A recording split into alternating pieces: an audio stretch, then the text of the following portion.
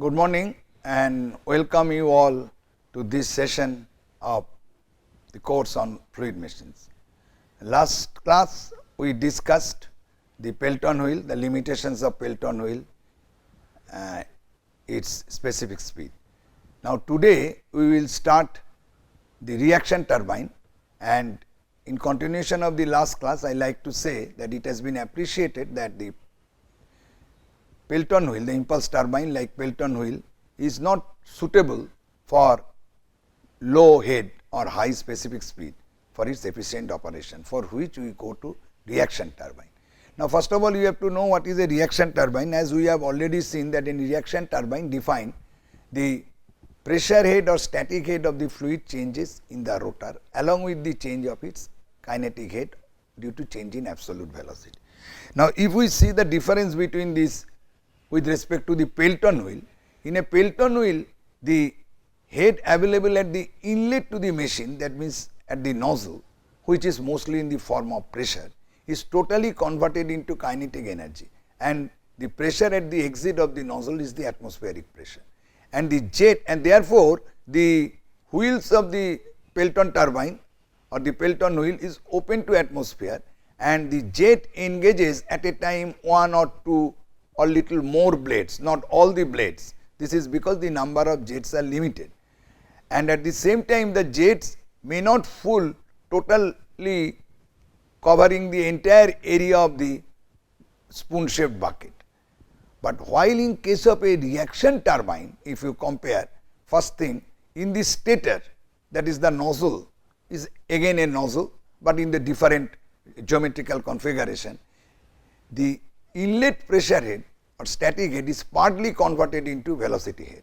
So therefore the fluid enters to the rotor blades with both at high pressure and high velocity, and that pressure is above the atmospheric pressure. For this reason, this runner or the rotor blades, which are called as runners, I will tell afterwards, the rotor blades of a reaction turbine have to be made with a casing, because this cannot be made open, and at the same time the fluid fills the entire passage of the rotor, and as it flows through the rotor there is a change in the fluid pressure, means there is a change in the static or pressure head of the fluid along with a change in its kinetic energy based on the absolute velocity, that is the dynamic head, which is known as impulse action.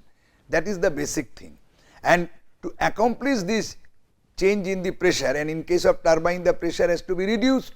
So the cross sectional area of flow, that is the area normal to the velocity, flow velocity, has to be reduced. That means the passage has to be a converging passage, where the velocity relative to the runner will increase and the pressure will decrease. So these are the basic differences from the viewpoint of principle of operation of a reaction turbine from that of a impulse turbine, and mainly the differences have been made with respect to a Pelton wheel. Now if we see that way, we can write a reaction turbine. First of all, let us see that we will discuss a reaction turbine which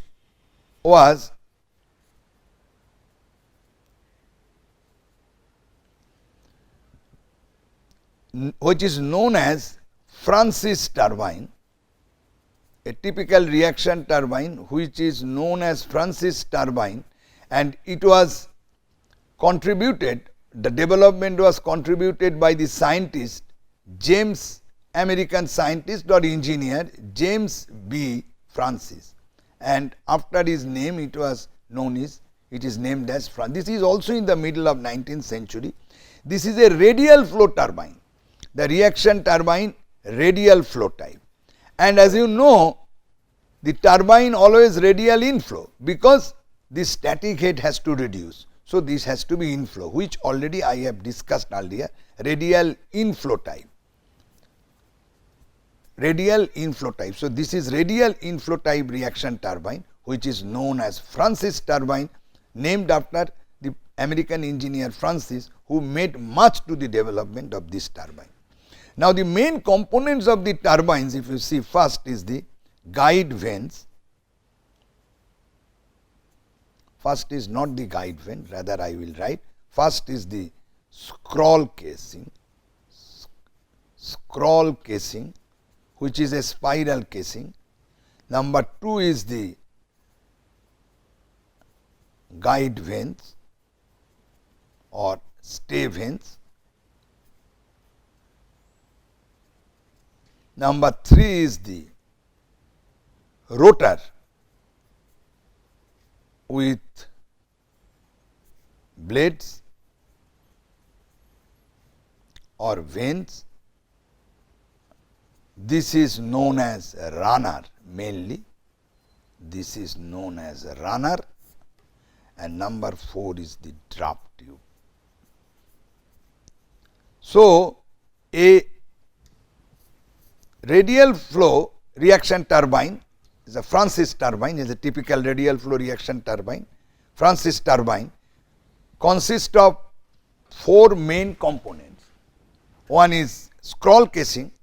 Now, these components I have written in order of the sequence of flow path. The flow enters first in scroll casing, which is a spiral casing, then guide vanes or stay vanes, these are fixed vanes, then rotor with blades. Now, these two are fixed, and actually this can be viewed as the stator of the machine. Then rotor, which is mounted to the shaft and rotates with the constant angular speed. The blades and vanes are there, which are known as runner. This is the rotor of the machine. And finally, at the discharge end of the runner, a fixed tube is added, which is known as draft tube. Before the water leaves or before the water is ejected or discharged at the level which is known as tail race. That means, the draft tube is a fixed tube which is attached to the outlet of the runner, through which the water ultimately flows to the sump or to that level where the water is discharged, for example, in the river, which we call as the tail race. So, these 4 main parts constitute a reaction turbine, Francis type reaction turbine. So, with this in the background, let us see how, for a simple diagram, how does it look like. Now, here this is the spiral casing or the scroll casing, or sometimes this is known as volute casing, or here you can write scroll casing, both the name is there. Scroll casing or volute casing. Here also, for correction, we can write, this is another terminology, volute, scroll casing or volute, or sometimes volute casing also. Now, the water enters at high pressure here and it flows in this direction. This is a typical spiral casing which provides an area which is reducing, or it is reduced in the direction of the flow along through this scroll casing. The purpose of this reduction I will tell afterwards. Now, here you see there is a number of fixed blades which are pivoted at this point. These are the pivot points. These are pivoted at this point. These are pivoted at this point. So, these are pivoted at this point. And for a given fixed position, this allows the flow to flow through this passage. So, what happens as the flow comes and flows, as the water comes and flows through the spiral casing, the flow enters like this. This is the flow enters in the passage of these blades. These are known as guide vanes or wicket gates. These are known as guide vanes or wicket gates. These are stator part of the turbine. Now, what happens? The flow is entering into this passage of guide vanes or wicket gates. So, therefore, the flow rate gets reduced in this direction. So, the area is accordingly reduced, so that the velocity of flow in the spiral casing is maintained constant. So, to maintain the uniformity of the velocity along its flow direction, this area is reduced since the flow is entering into this passage. So, this passage you see is a convergent type, which means here what happens when this enters here, the pressure is reduced and velocity is increased. So, therefore, a part of the pressure is reduced here while it flows through this. So, the part of the pressure head which is available here is reduced while it flows through this. This creates a convergent passage, and this is designed in such a way that it has two purposes. It reduces the pressure and increases the velocity, and at the same time it directs the fluid or water here properly to these runner blades. These are the runner blades. These are written as, these are shown as, this is runner blades. That means this is mounted on the rotating disc, this is the shaft. So, these blades are runner blades. So, therefore, the fluid enters like this in the blade passages of the runner blades as it rotates. So, therefore, it is a radial inward flow. Flow comes here, flows through the wicket gate or guide vanes, where the purpose is that it provides a converging passage, pressure is reduced and velocity is increased. So, at the same time it directs the fluid to the proper angle by which it can glide. That means, it will match the angle of the runner blade, so that it can glide through the runner blade and flows through the blade passages. At the inlet it has a high velocity and high pressure also, and it is an inward flow. And at the same time, if you see the flow passages of the runner blades made by the runner blade is also converging. That means, when the fluid flows to the runner blade, by the impulse action its velocity is reduced and also its pressure is reduced.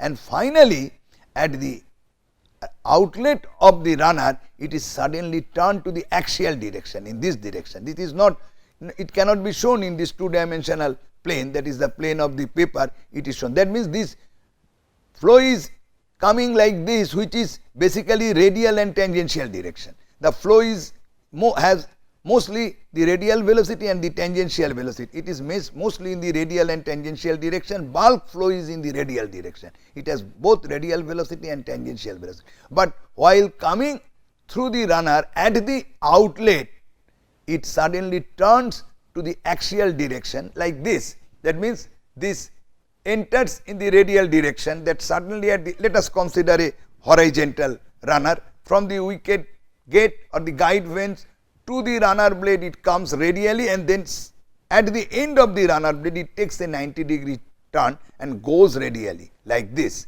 which is the axial direction, goes radially, goes axially, the axial direction, and goes through a tube known as draft tube. So, draft tube is attached here, which is not shown at the outlet of the runner.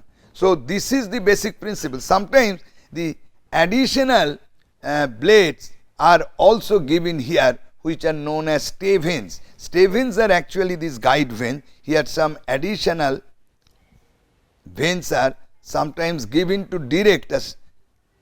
These are known as stay vanes, to direct the fluid to the wicket gate. Now, wicket gates are stay vanes, are pivoted at these points.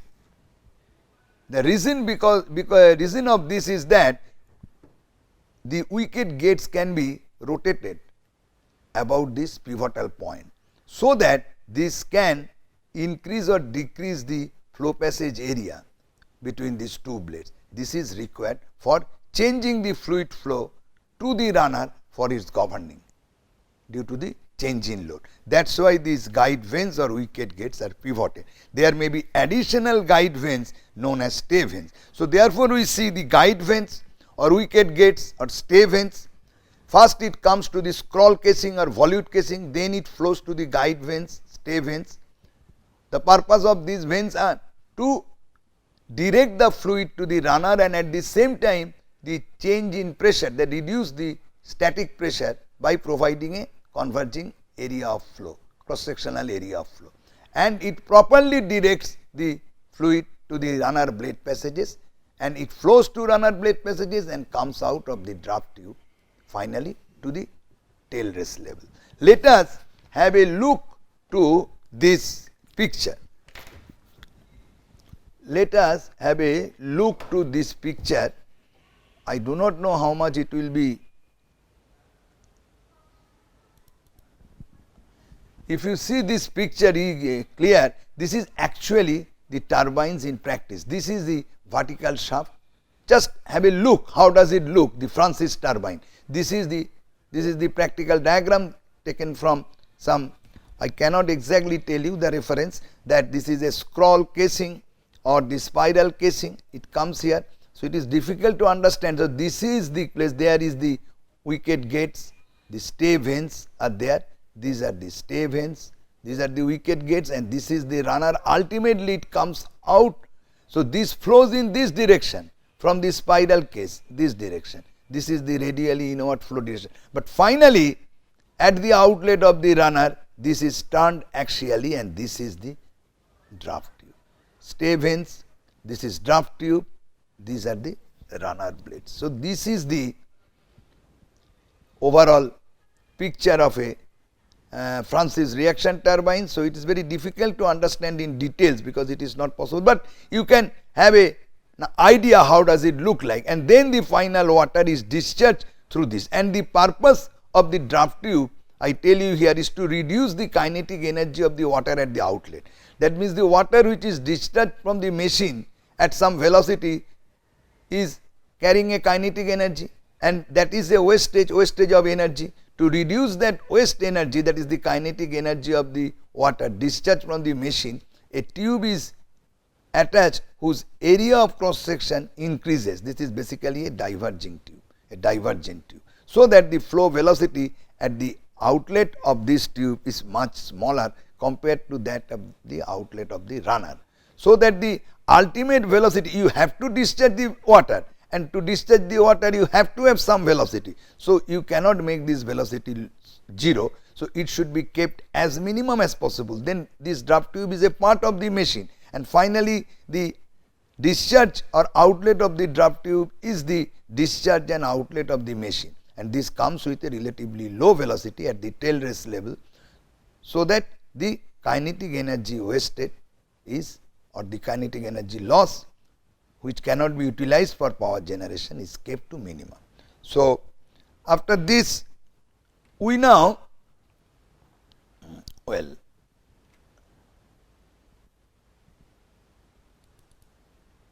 okay, this has already been explained. Okay. Now,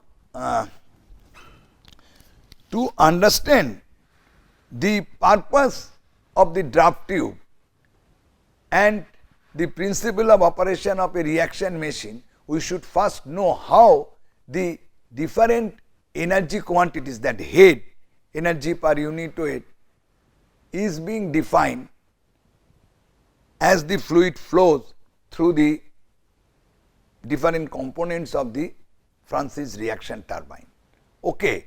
Basic purpose of the draft tube, as I have told, to reduce the kinetic energy at the outlet of the machine, and at the same time to keep the Francis runner at a much higher height than the tail race level without sacrificing any energy, that any head, because people apparently, it seems that if you place it much above, so you lose some potential energy, because the tail race is at a lower level and our turbine is at a higher level, but you can keep it provided you attach a draft tube which is a part of the turbine itself.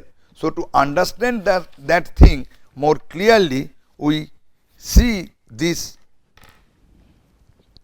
particular diagram. Here we see that this is the height of water at a higher altitude, stored water, and this is the pipeline which leads from that reservoir at that high altitude to the turbine. This is the turbine, and this is known as penstock. This is known as penstock. This is known as penstock. This the terminology, this pipeline. This comes to the turbine, and this is the draft tube, as I have shown you. The turbine is a vertical shaft turbine. This comes like that, flows inward. This is small diagram, line diagram, schematic of turbine. Then it changes axially and then flows. This is the draft. Now you see the gross head is H0. Let us consider this level, the tail race level, this level as the datum. Then the gross head is H0. The gross head is H0. Now if we write the head H1 at the inlet to the turbine, this point 1, this comprises the pressure head P1 by rho g plus the velocity there of the fluid or the water V1 square by 2g plus this j. And if we write the Bernoulli's equation between this point and a point at this inlet along a streamline, we can write H0 is equal to P1 by rho g plus V1 square by 2g plus Z1, that is modified Bernoulli's equation, which is written by considering the viscous force or the influence of the viscous dissipation through a loss term, that is the loss of heat, means the dissipation of mechanical energy into intermolecular energy, which is manifested as loss from the account of the mechanical energy. That is why in Bernoulli's equation, modified Bernoulli's equation, in consideration of the viscous effects, we use a term loss of heat, that is loss of energy per unit weight. But this loss of energy is loss of mechanical energy, which is being converted to intermolecular energy due to fluid friction. As such, energy cannot be lost. This has been told categorically in the fluid mechanics class. So therefore, we can write this, we consider as H1, that means the head, the total energy per unit weight, total head at inlet to the turbine. So H1 is therefore H0 minus Hf. So here it is shown diagrammatically that this is H0 and this is Hf. Hf is shown, this is the frictional loss. So therefore, this H1 is the head at inlet to the machine. Now what will be the head that the machine or the turbine will utilize?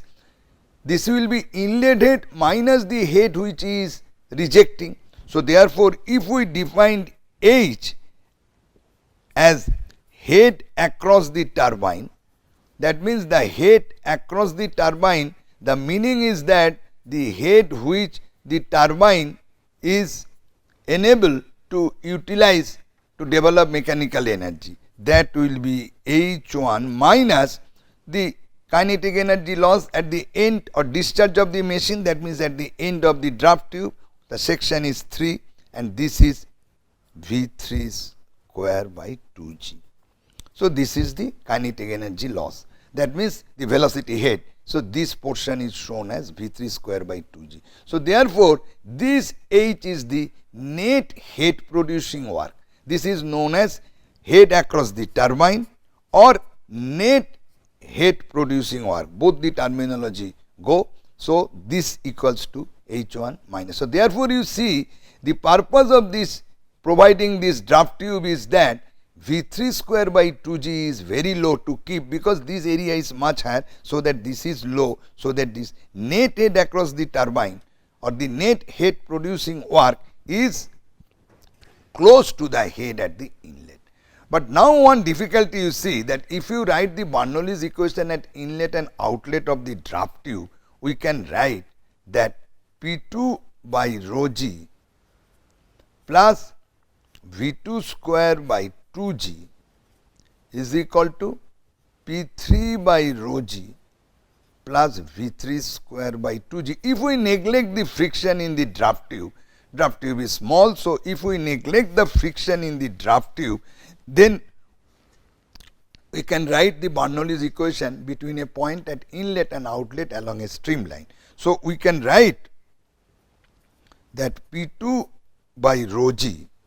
Now here one thing, this pressure head we are using, this pressure is above the atmospheric pressure. That is one very important thing. Otherwise, we could not write that this is the loss, total energy loss, because this we consider the pressure is atmospheric.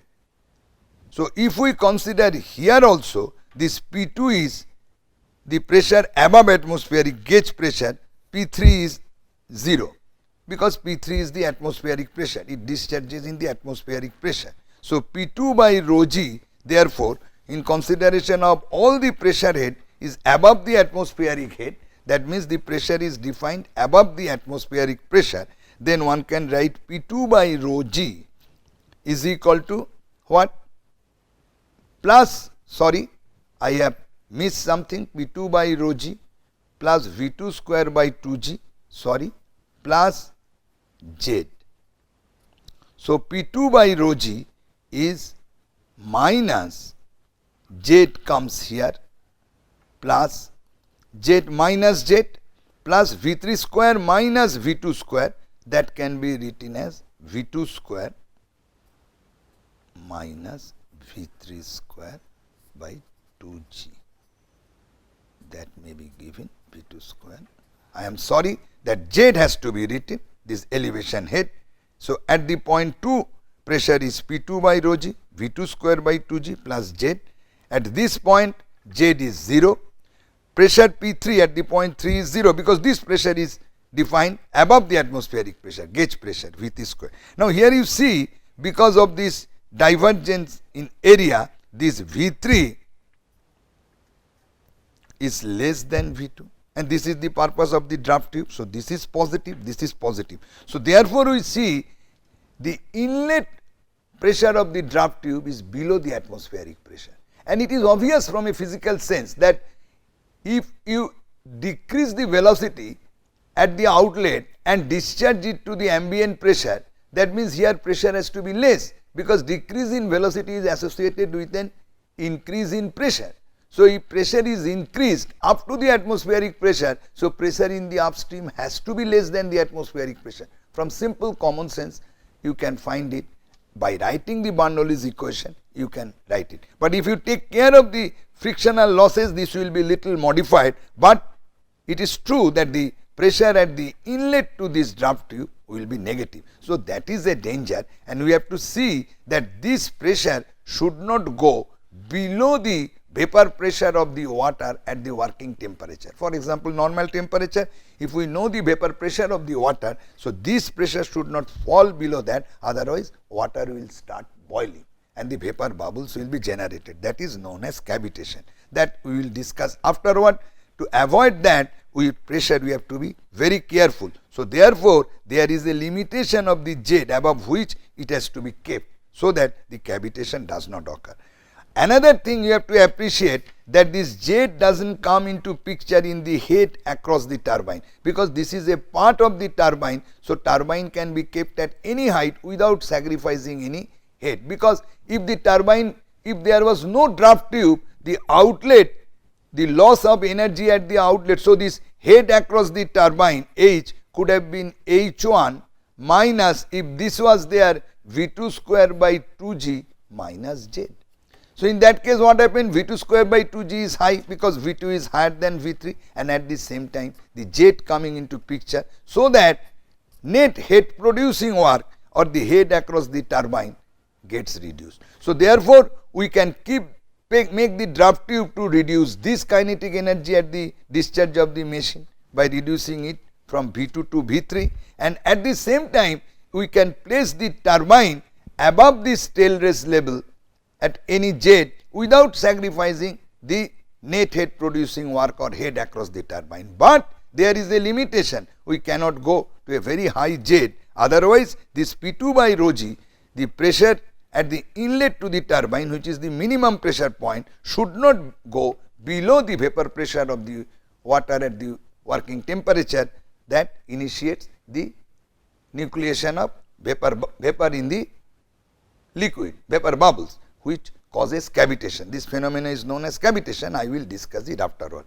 So, this gives you an overall picture how the gross head, this is the gross head, this is the gross head, how the gross head at the inlet to the turbine, head across the turbine or the net head producing work, the purpose of draft tube, which is very important in terms of the head of the Francis turbine, is also understood.